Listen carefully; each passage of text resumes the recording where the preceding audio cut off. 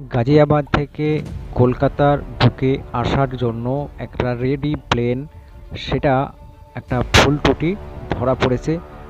সেই প্লেনটা যখন চেক করার সময় হয়েছিল সেই সময় কিন্তু এই ত্রুটিটা ধরা পড়েছে। আর প্লেন ডিপার্টমেন্ট থেকে খুবই ভালোভাবে সেই প্লেনটাকে ভেরিফাই করেছে। ভেরিফাই করে তারপর যে এয়ার ইন্ডিয়া কোম্পানি আছে সেই কোম্পানিতে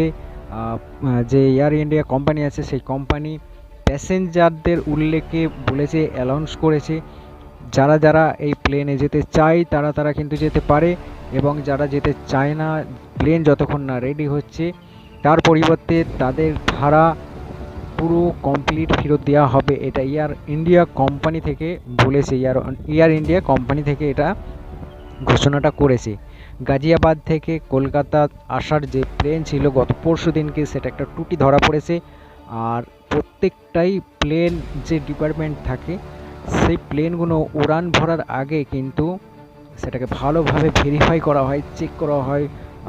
প্রত্যেকটা যে সিস্টেম থাকে সেই সিস্টেমগুলোকে চেক করে, এবং যখন প্লেন ছাড়ার সময় হয় সেই সময় কিন্তু যে ক্যাপ্টেন থাকে, যারা ড্রাইভার যাদেরকে বলা হয়, সেই ক্যাপ্টেনরা এসে প্লেনটাকে ভালোভাবে ভেরিফাই করে চেক করে দেখে নেয় যে কোনো বড় ধরনের কিছু ফল্ট আছে কি না।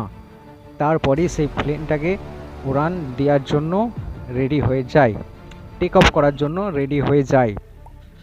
তো যাই হোক, ভিডিওটা আজকে আমার এই পর্যন্ত।